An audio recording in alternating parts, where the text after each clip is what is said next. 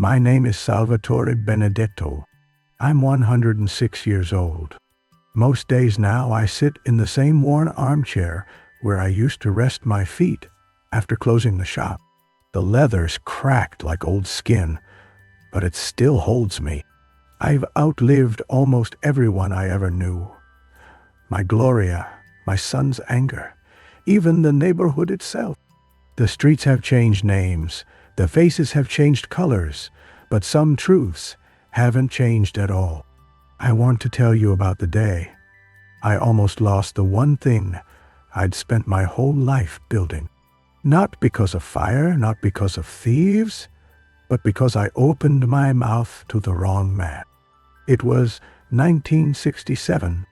I'd run my little shoe repair and shine shop on Court Street for 15 years. Business was steady, good enough that I'd saved a real nest egg. My landlord, old Mr. Castellano, was finally ready to sell the building. We shook hands on a fair price. 3 weeks, and the keys would be mine.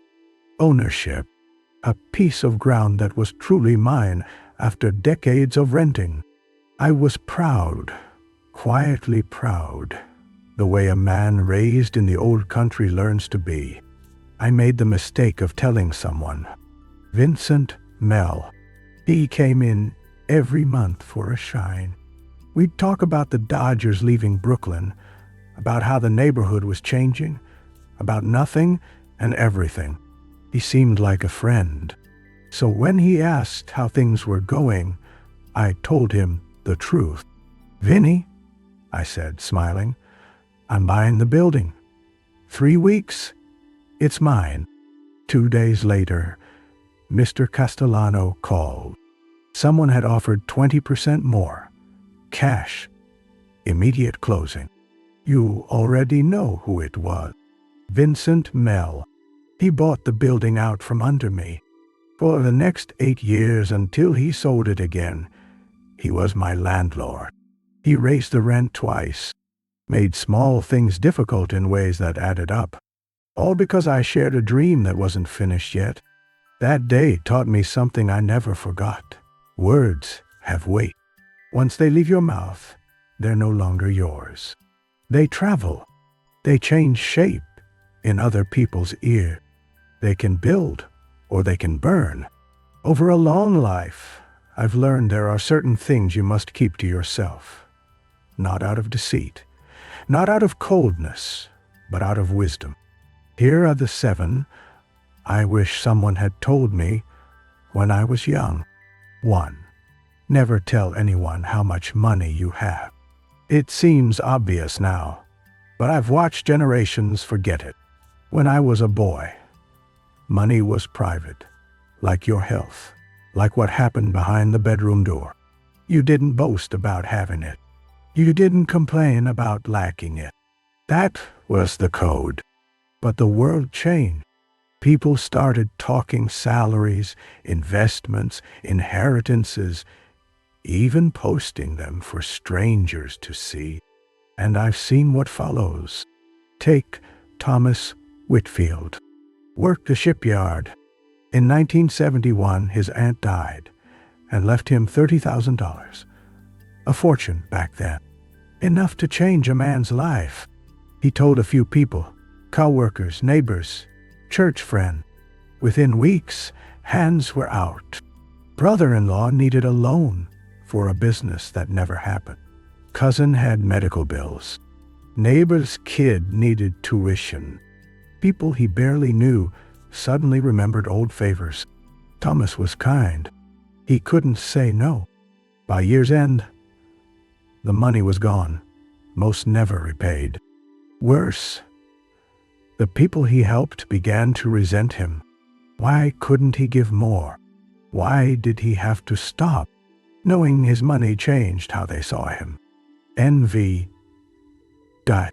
entitlement, pity, contempt, never respect. Your finances are yours. Your spouse should know. Your accountant, perhaps your children, when the time is right. But co-workers, neighbors, casual friends, They don't need to know. Knowing rarely helps. It almost always complicates. If someone asks directly, smile, deflect. We're doing all right, thanks. How about those Yankees? Your bank balance is no one's business but your own. 2. Never share your plans before they're finished. Vincent Mell taught me this with my building, but life taught it again and again. When you're excited about a goal, a new business, a move, a marriage, anything big, there's a pull to tell people. You want celebration. You want support. But sharing too early has 3 costs. First, it invites interference. People meddle, sometimes out of envy, sometimes for your own good. Second, it invites doubt. Everyone has an opinion. Their fear can seep into yours. Slow your steps. Third, and this one surprised me when I learned it, talking about a goal tricks your brain. You get a taste of the reward without doing the work. The drive fades. I learned to stay quiet. When I decided to marry Gloria late in life, I told no one until the ring was bought and the date set. Not because I was ashamed, because I wanted the decision to be mine, clean and clear, without the neighborhood's noise in my head. Old Italian saying, "Chi parla semina, chi tastes raccoglie." Whoever speaks scatters. Whoever stays silent gathers. Gather your plans in silence until they're strong. Then you can speak. 3. Never speak ill of those who hold power over you. I never had a boss after I opened the shop. But I had landlords, suppliers, inspectors, city men who could make life easy or hard. I learned fast. Never complain about them to anyone. Danny worked for me in the 70s. Good hand, but he hated one supplier. Late deliveries, overpriced, arrogant. Fair to feel that way. But he vented to a customer. That customer was the supplier's cousin. I lost the account.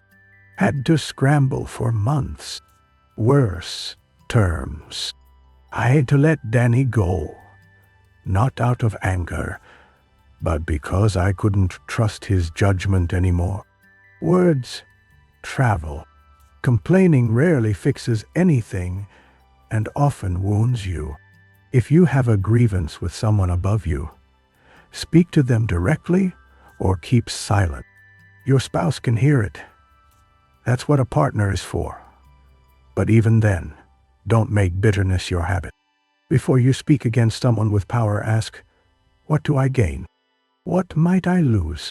The answer is usually clear. 4.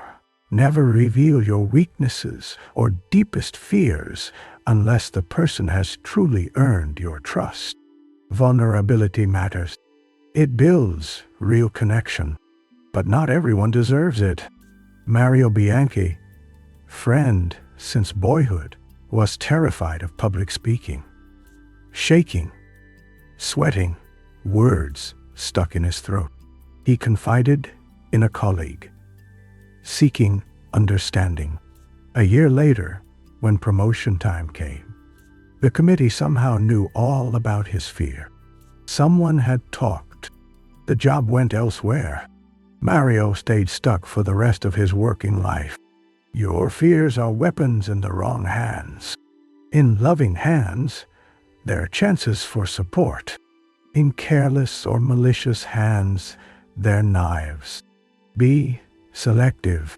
Before you open your inner world, ask, has this person proven they can hold something fragile?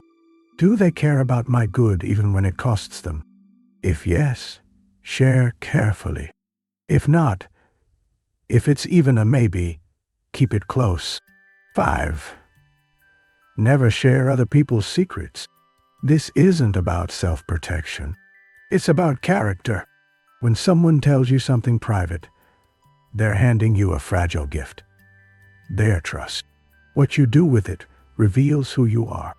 I knew people who couldn't hold a secret 5 minutes. By dinner, the neighborhood knew. They didn't mean harm. They just loved being the one who knew things. But soon no one told them anything real. Their friendships became surface. They were included, never confided in. Gloria, near the end, told me one thing she loved most about our marriage. In 40 years, I never repeated what she asked me to keep private. Not when I was angry. Not when it would have made me look good. Her trust was worth more than any story. Be a vault. When someone confides in you, treat it as if the words never reached your ears. No hints. No references. No retelling. Even to people you trust. Be the man or woman everyone knows can carry a secret. It's one of the rarest and most beautiful gifts you can give. 6. Never announce you're thinking of leaving, job, neighborhood, relationship, until you're ready to walk. This echoes the plan's lesson, but it deserves its own place. Tell your boss you're considering quitting, and the good assignments dry up. You're no longer groomed for growth. They start searching for your replacement. Tell neighbors you might move, and suddenly you're an outsider. Tell your partner you're thinking of leaving, even if you stay. The trust cracks. Every disagreement carries the shadow. Is this the day they go? Catherine O'Brien, 3 doors down, told her husband she was thinking about divorce. Not that she wanted it, just thinking. She hoped it would wake him up. It did. But he never trusted her again. Every fight after that, you could see the question in his eyes. The marriage limped on 10 more years, but the warmth was gone. Don't hover in the doorway. Don't use the threat of leaving as leverage. If you're unhappy, either fix it with full heart or leave cleanly. But don't announce uncertainty. It poisons everything. 7. Never air your family's private troubles outside the family. Every family carries wounds, arguments, failures, shame. That's life. But what happens inside should stay inside. I've seen people vent to neighbors, co-workers, anyone who'll listen. They're angry at a sibling, so the street hears. Frustrated with parents, so the office knows. When the fight ends, the outsider's opinion doesn't. Your brother might forgive you in 2 weeks, but the neighbor still sees him as the villain they heard about. When my son stopped speaking to me for 2 years, the pain nearly broke me. But I told no one. No customers. No neighbors. Because if I'd poisoned people against him, reconciliation would have been harder. He came back, and when he did, the world around us hadn't taken side. We could mend privately, as we'd broken privately. Keep family business in the family. Fight if you must.